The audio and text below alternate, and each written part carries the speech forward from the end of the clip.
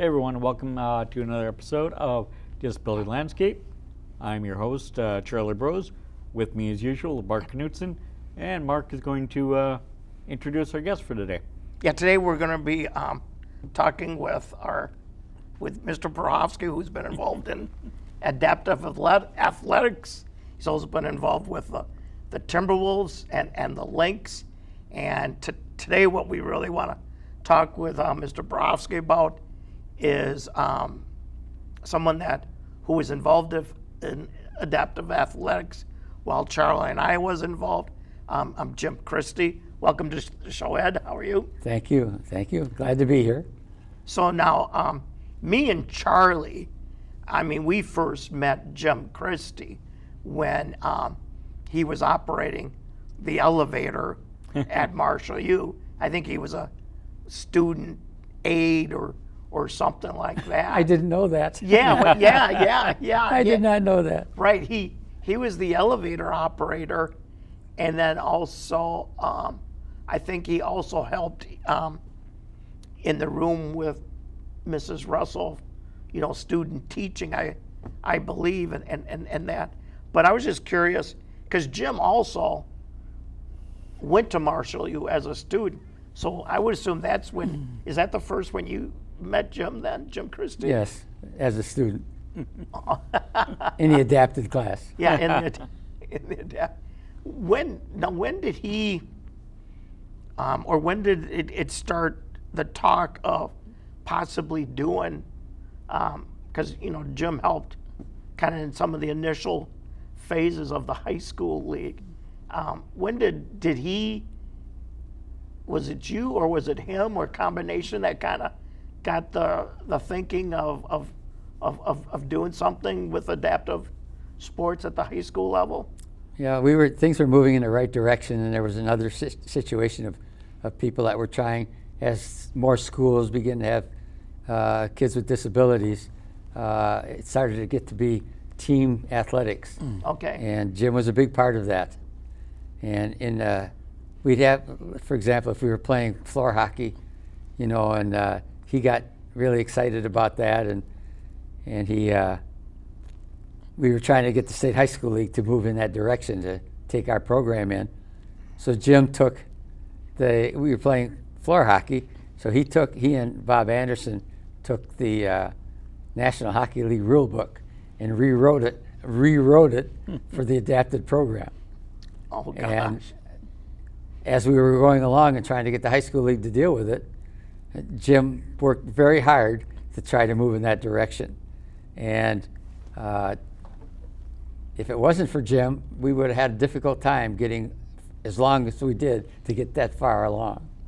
Right, because just to kind of get the snowball started down the hill, just to get it going in that. Because the thing I thought was interesting about Jim as I got to know him more, because I forget he really he got involved with the high school league and all that, but he wasn't really a regular sports fan, and I thought that was always interesting because I know he would go to some Twins games, but whenever I tried to talk sports with him, it just kind of bored me. Do you know? Did he go to college at the U of? He went to college at the U of M. Yes. And then he went off into Utah and that. But when he was with you, well, he was the one that said, all excited about it, floor hockey.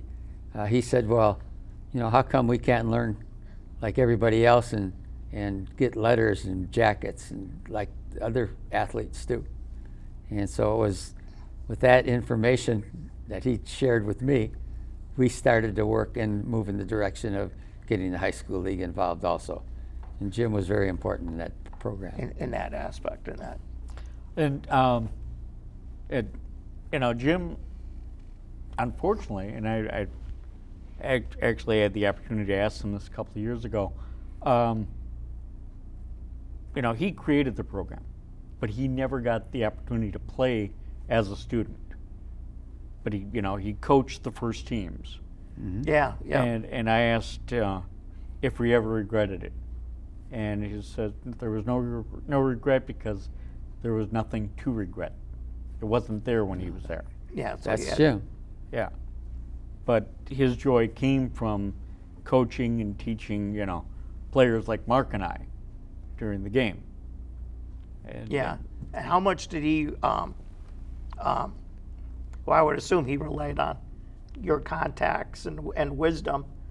I mean, were you the one that kind of kept him going at times? Because I know at times he felt like he was pulling his hair out, and I think he would come to you for some guidance. No, he was, he was anxious to be involved in the right way. And so we talked, I had a basketball background for teams, and then here's a chance to be with teams, and how do you handle that?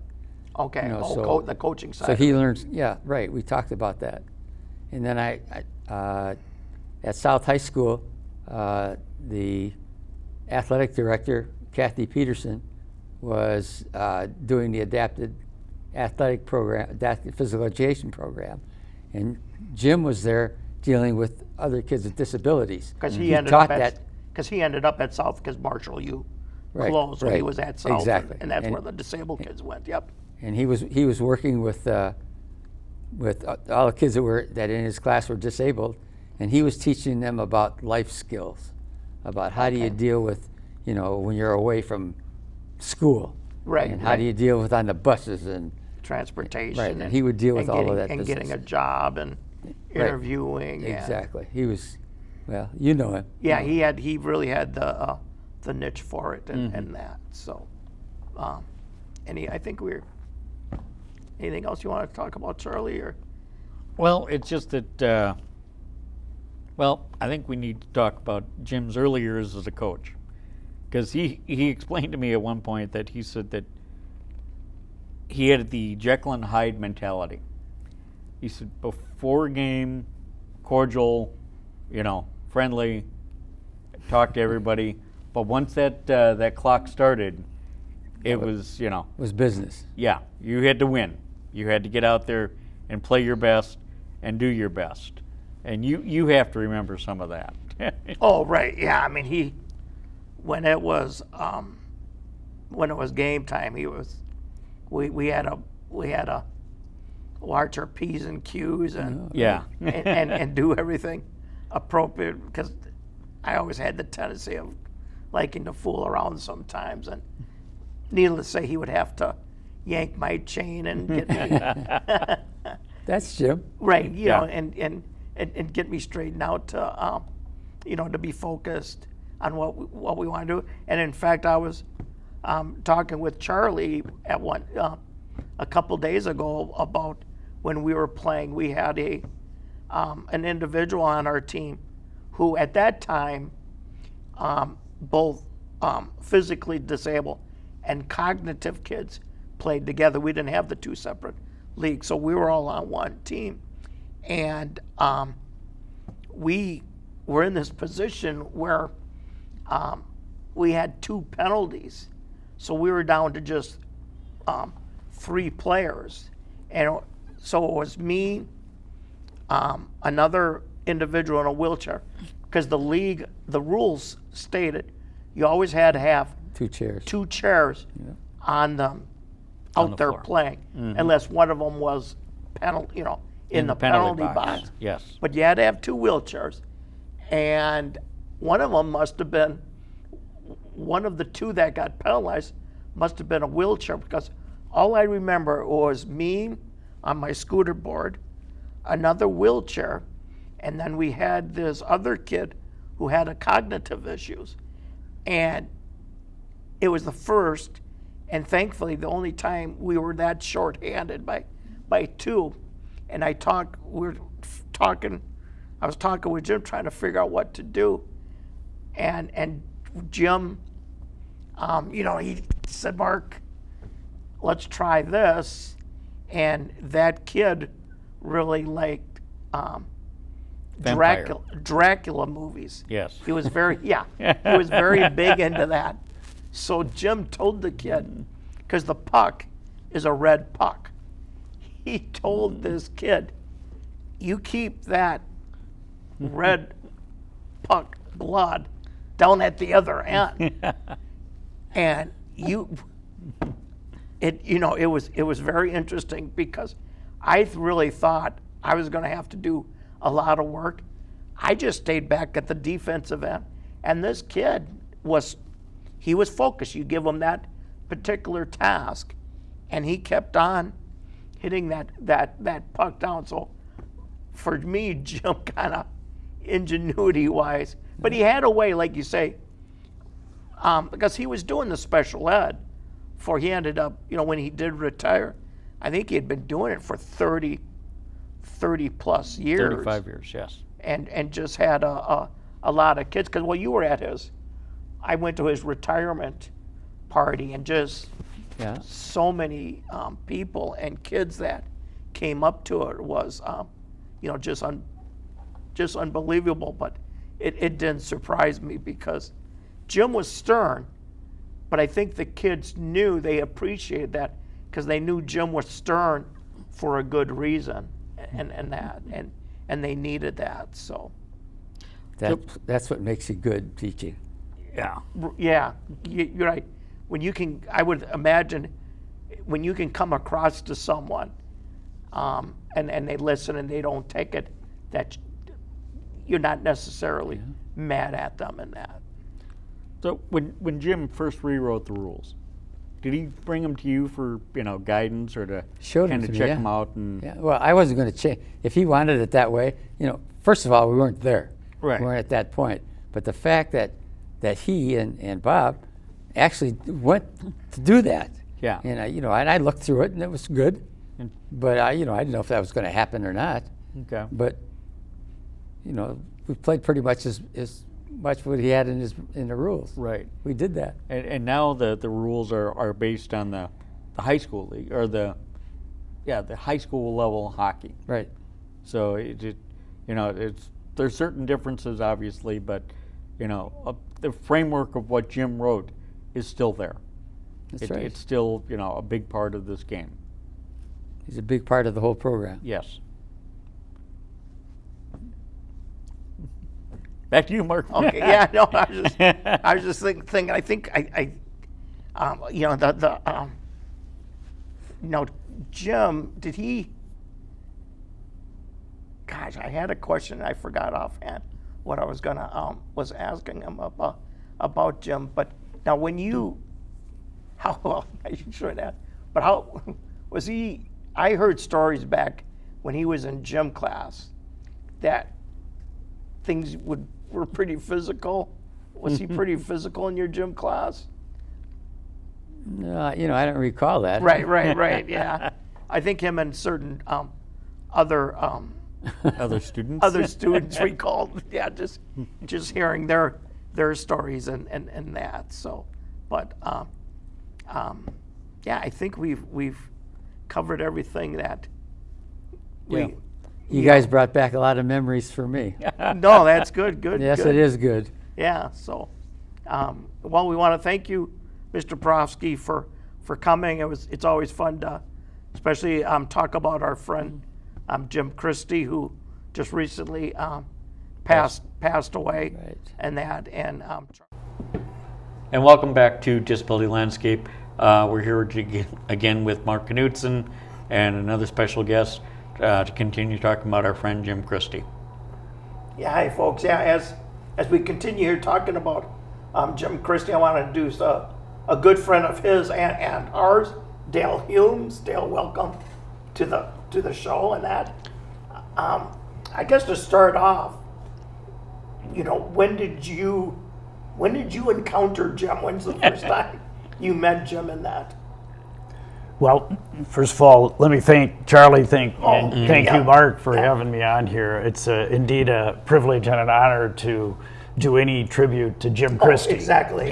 This- He definitely deserves it. Right, often called bigger than life, a Yeah. man who is bigger than life. And so I'm happy to be here. And your question was, when did I first encounter Jim? How did you guys meet one another in that? Well, it was one of the best things that ever happened in my life. Most of the things that happen in my life are just dumb luck, and that was one of them. I had was going to start the College of Education at the University of Minnesota, and some people might know Marshall U High School was located about a block from the University of Minnesota. Yep.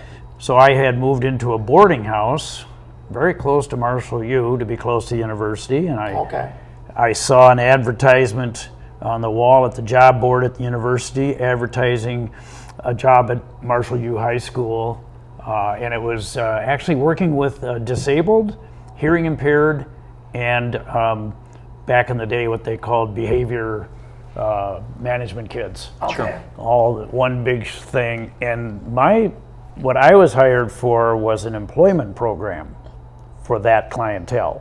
Okay. Also, you were to run or work. Well, I was the aide. Okay. The aide. I for did that things like employment. set up the films, Okay. do the paperwork for the teacher and so on. Okay. Okay. Yeah, that's what got me into Marshall U High School. Okay. Okay. Yep. And me and Charlie, of course, know quite a bit about Marshall U, being that's where we went to. We went to high school. So then you met Jim then at Marshall U, I take it. Yes, I think probably the first thing I remember about Jim was meeting the guy that ran the elevator. That was, That was Jim. that was Jim. Yep. Right, and he was a very jocular person, I noticed right away. And this bigger than life label that got stuck to Jim, that I would say that's the first thing that jumped out at me, that this guy's special. He has something on his mind. You don't have just a brief chance encounter with this man. I think probably by the time I was done meeting him, he had signed me up to run the elevator for the rest of the day or some such thing. That was your, that sounds pure Jim right there. Yeah. He'd have you out whitewashing the fence for him then too, right? Oh yeah. Right out Oh, of yeah. Tom Sawyer. Yeah. Well, he clearly knew all the ins and outs of Marshall U High School. He was the go-to guy. Okay. Now, I had a teacher that I worked for, but if you really wanted to know what was going on, Oh, right. The in the inside area of- information. It was of Jim the that had that. disability students, you went to Jim. Oh, right. Yeah, Exactly. Jim would tell you everything. They had a special teacher for the disability students too, Mrs. Russell. Mrs. Russell. Oh, yes. Yep. And Jim introduced me to her, and he clearly was the kind of like the maitre d' of the whole program there. Yeah, and the other thing I thought that was interesting about him was that because of his disability, his cerebral palsy, it was a hard time sometimes understanding what Jim would say, but he never let that hold him back. I mean, he was always out there communicating, making sure he got his, I don't want to say 2 cents worth. I mean, there was times when he'd get his 2 cents worth, but there was a lot of times he wanted his voice heard because he had something important to say, and I thought that was always important. When Jim wanted to be heard, he was heard. Yeah. Oh yeah. No, he chose his words well. Thought about what he was going to say and how to make himself heard. And I think partly this program is about his work with starting the adapted athletic program, right? Yes. Right? Yeah, we talked. Yeah, Okay. exactly. Yeah, we talked about. Yeah, Yeah. we've talked about that too, where his involvement was with that, and then also did he with Jim though? He did more than. What else did he do besides running the elevator? Was that his primary? He seemed like he would. I assume he had other. Responsibilities. Yes, exactly. What they were, I don't really know. I know that he worked in this room with Mrs. Russell and helped tutor the students, Right. that kind of thing. Yeah, that's he probably right. had him as a tutor. Yeah. Yeah. My job didn't allow me to go in to do that, although I would have liked to do it. Right. Sure. But my job was a little different. But the other thing that he did was he kind of,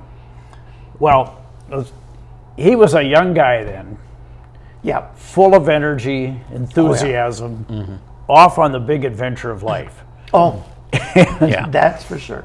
And that's kind of where I was at the same time. So, but I needed a leader. Well, this may sound funny to people that know me, but at that point, I needed a leader. I was interested. I was interested in life and in doing some things. You wanted to grab things and do This things. guy was a guy to follow. This guy Right. had some ideas. He had some plans. Yeah, and one of them was at the time Marshall U had a really good state contender basketball team with Oh, certainly. Ed Prohofsky, the coach, Right. Ronnie Henderson, Yep. kind of a short guy, but Right. Boy, was he a good player. And Lyman Irwin, I remember him, Lyman Irwin, a big tall center. Wow. And,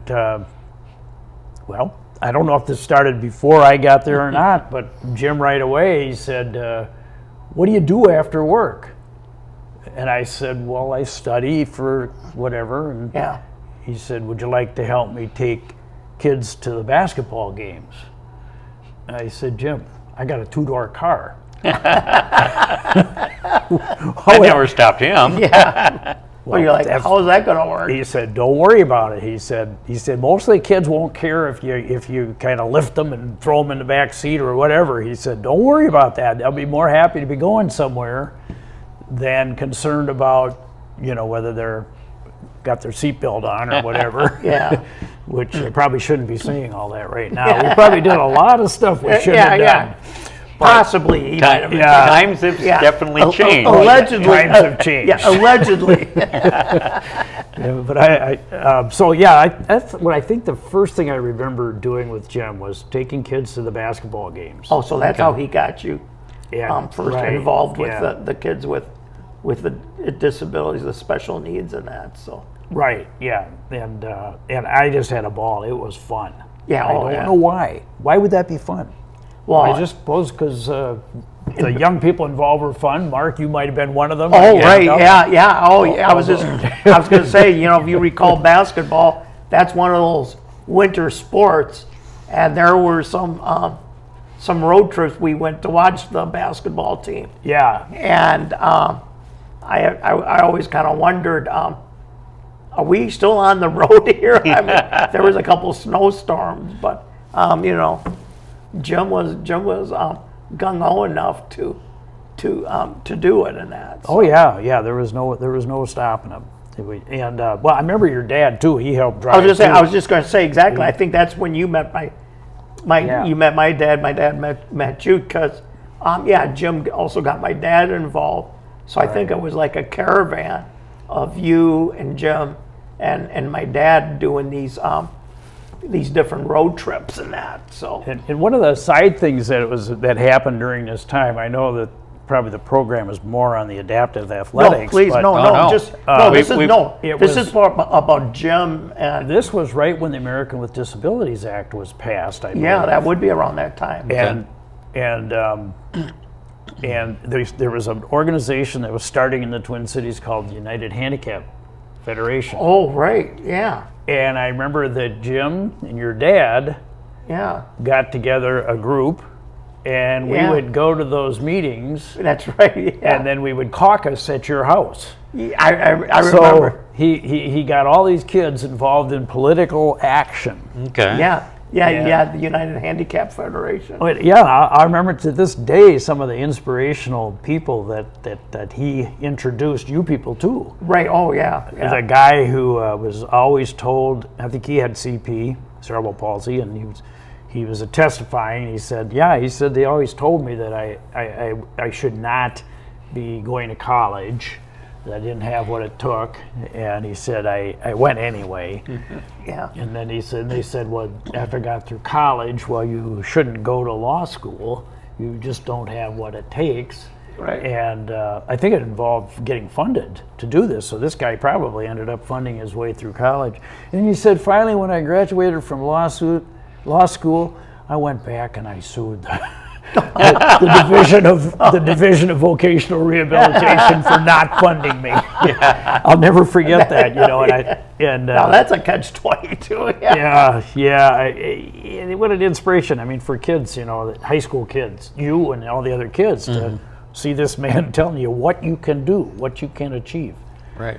And Jim was also involved in his own upward mobility as far as career goes. Right. And I think I wasn't aware of that at first. I might have thought that he and some of the older guys that he knew were just kind of fooling around with junior college.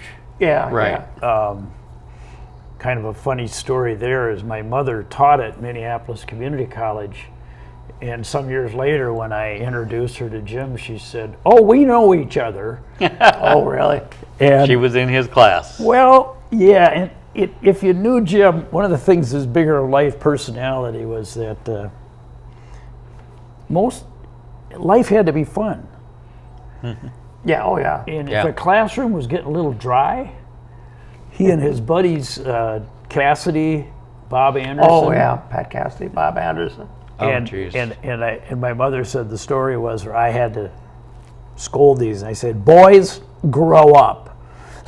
And Jim always said, that was a key moment for me, though. He said, Oh, really? I realized, that this wasn't just playtime. Oh, yeah. If you wanted to move forward in college, you had to Right. Yeah. be serious sometimes. Yeah, because he went to the U of M. Right. And got his degree there. Yeah. And then the next step, he went To Utah. Utah, yeah. He went out to Utah, and I don't know if you remember the situation, but I remember him saying that when he went out there, that here again, the professors or some people didn't want him out there because of his Disability. disability. Oh, right. Do you remember what anything? I do. What He was shared that? What was that story? with Yeah, me. I forget the details of it. Yeah, because as we grew older, we became close friends, so we spent a lot of time together. Yeah. And actually, he finished up his years at the university with my wife. They both were in the College of Parks and College of Education. College of Okay. Education. Parks Okay. and Recreation was their specialty, so they knew each other, and we Okay. would get. And I remember it. Jim came over to my house, or my wife's in my house, and he showed me the letter Okay. that he had It was- gotten yeah, that from was a letter the then. University Okay. of Utah, and the letter stated in writing, "You will not be able to come here because we don't have the accommodations for a handicapped person." And I remember Jim just holding that letter and going, "Free ride, free ride," and that's true. He used that discrimination, which by that time, with the Americans with Disabilities Act, that was against the law. Gotcha. And Okay. apparently, those people in Utah hadn't caught up to the law yet. Oh, they But in the end, I'm sure that they were happy that they got Jim, because Jim was a blessing everywhere he went. I mean, he was an asset to any program that he entered. So I'm sure the University of Utah was better off having had him. Certainly. Right, because Jim, as we all knew, would pound and make noise and stuff like that, but he would also educate you. Absolutely. So you know why he was making that. He wasn't trying to be, the old squeaky wheel type thing, but he at times he had to be, but a lot of times he was doing it to educate you on what you didn't understand or just didn't even know, and that's all. I can see what you're saying. I think for the University of Utah, he was a good, I don't want to say like guinea pig, but somewhat Pioneer. Pioneer, yeah, for them. exactly. Yeah, for them. A good pioneer. He in broke that. ground for them out there in ways that they probably didn't expect. Right, and couldn't have done.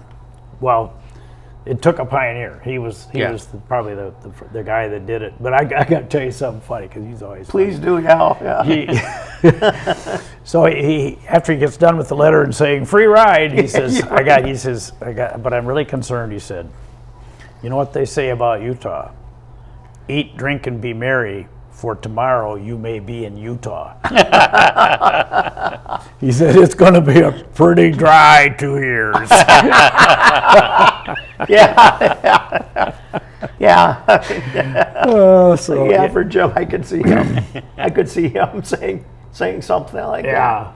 Now, And I think part of his program out there, part of his master's, he put together the rules for the adaptive hockey program. oh, okay, that's when that. Actually, he did that while at the U of M. He did that before. Yeah. Okay. Because he consulted then with Ed Prohofsky and Bob Pollard Okay. to, see about implementing the rules in their classes here.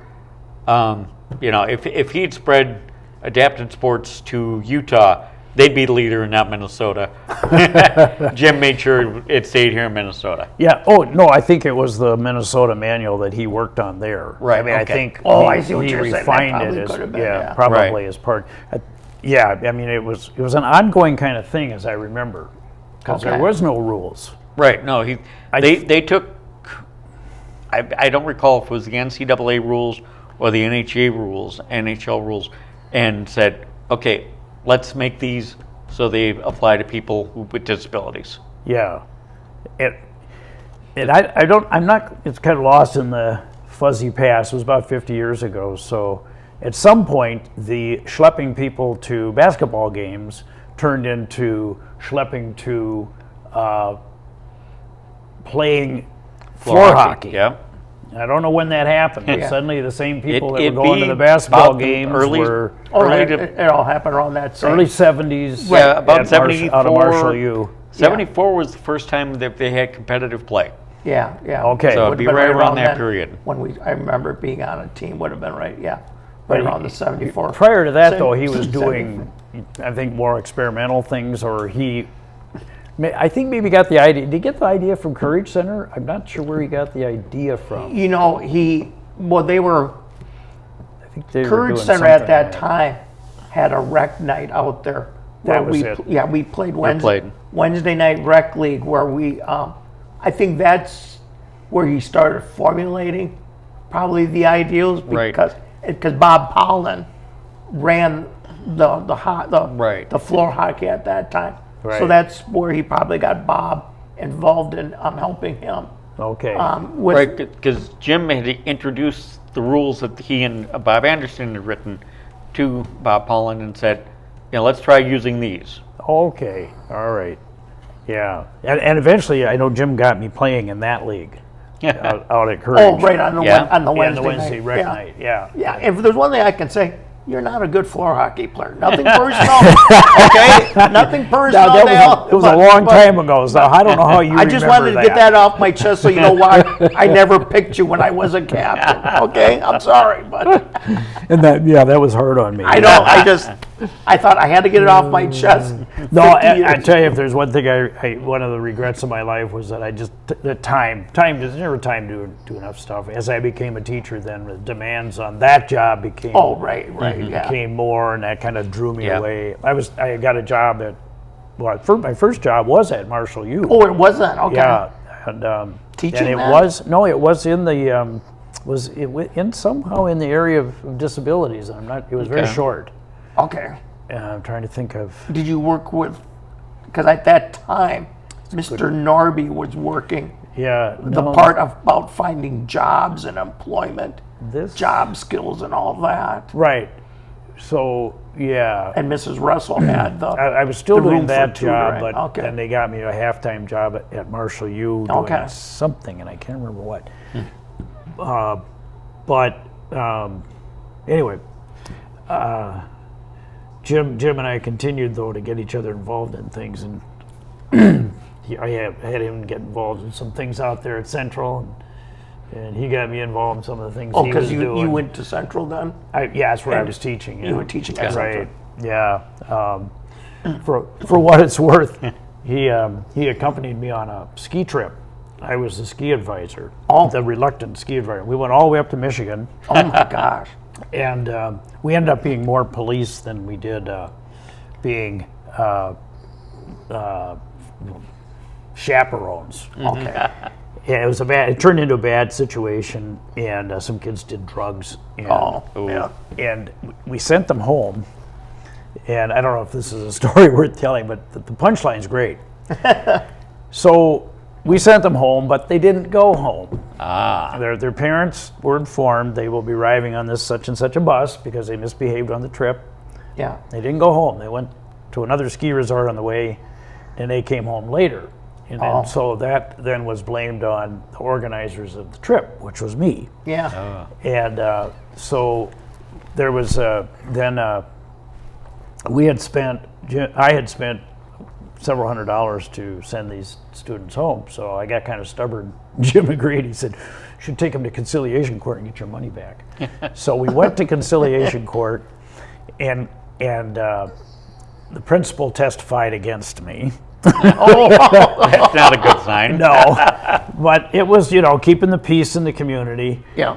And because these were kids of pretty influential parents that misbehaved. But so we got done with the case, and we're down in the court in the lobby of the Hennepin County Courthouse, and at that time Jim was using crutches. The crutches, He wasn't in his wheelchair, and so we see the group of parents talking, and we walk over and kind of eavesdrop, and one of the parents is saying, "I don't know why somebody in authority doesn't try to make our kids behave."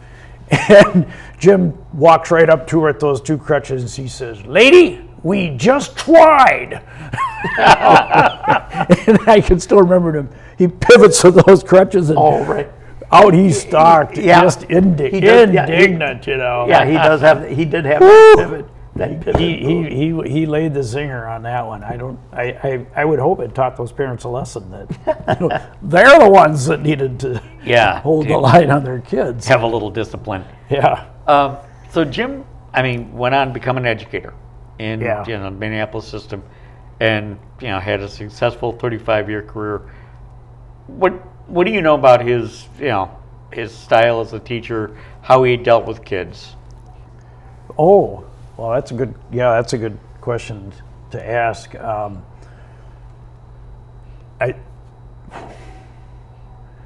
think if you could characterize it, is it that each student mattered. Okay. I think that's the way he looked at it.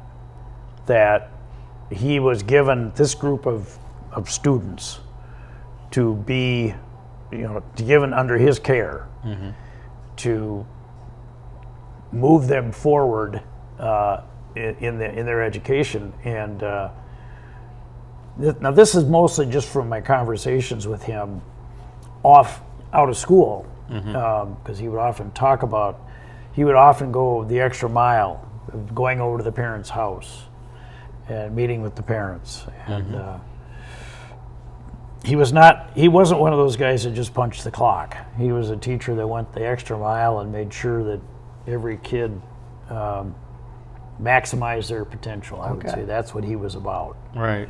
Yeah. A couple of years ago, I had an opportunity to actually interview Jim, and he had conveyed a story to me about a young man who, during a religious passage with his family, he was a player in one of the hockey teams or the adapted sports teams. And the rite of passage, or this religious ceremony, required that the child have a glass of wine or some wine. And the kid was very concerned about losing his eligibility for drinking during the season. Oh. Jim had actually talked to the parents and said, "Do it this way. Take him out to the kitchen, give him a glass of grape juice. He won't know the difference."